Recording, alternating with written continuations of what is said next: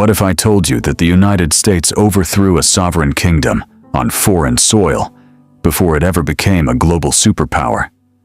Long before modern interventions and covert operations, there was a tropical kingdom in the Pacific, a monarchy with a proud culture, international treaties, and a ruling queen.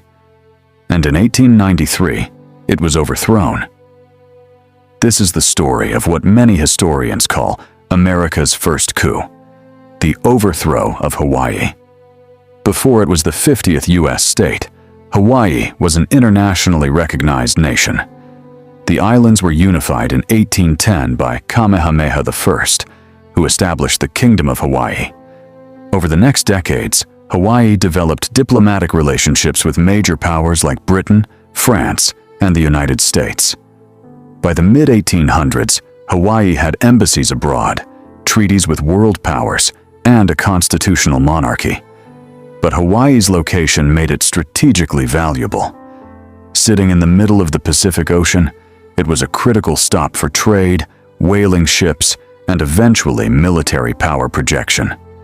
And American businessmen were already paying close attention. In the 19th century, sugar was king.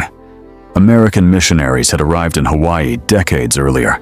Their descendants became powerful landowners and sugar plantation operators.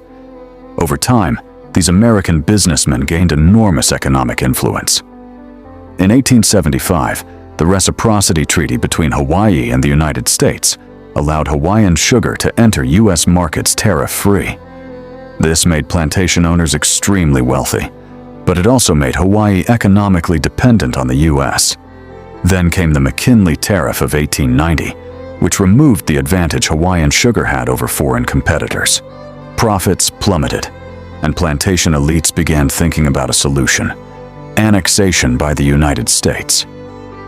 In 1887, a group of armed militia, largely made up of American and European residents, forced King Kalakaua to sign a new constitution at gunpoint. It became known as the Bayonet Constitution. This document stripped the monarchy of much of its power and imposed property requirements that disenfranchised many native Hawaiians while empowering wealthy foreign residents. The monarchy was weakened.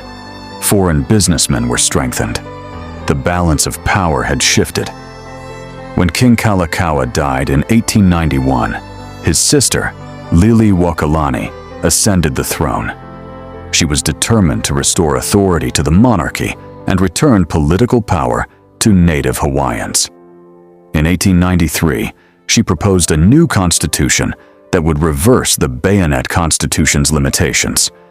To American and European elites in Hawaii, this was unacceptable. They feared losing political control and economic dominance. So they made a decision that would change history. In January 1893, a group calling themselves the Committee of Safety organized a coup. They were backed by powerful plantation owners and business leaders.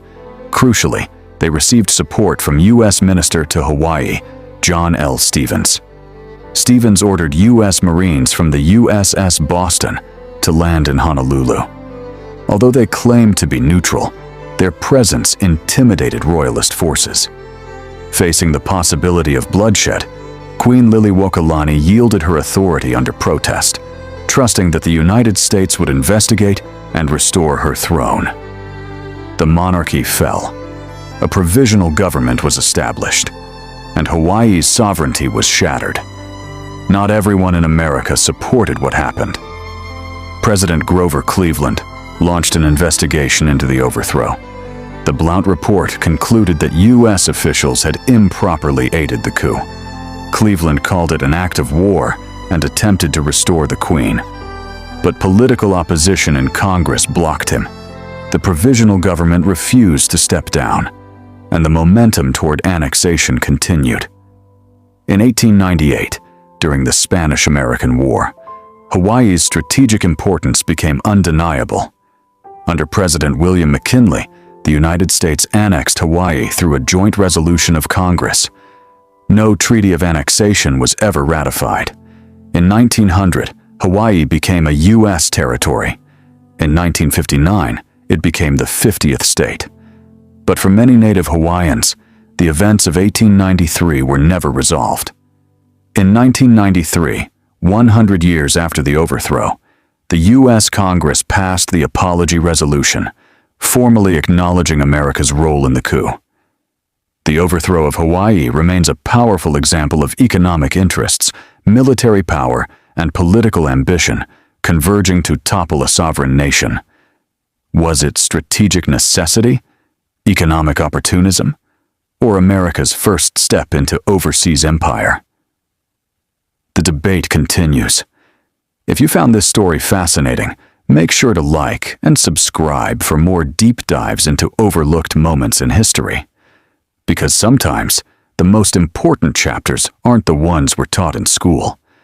And Hawaii's story is one of them.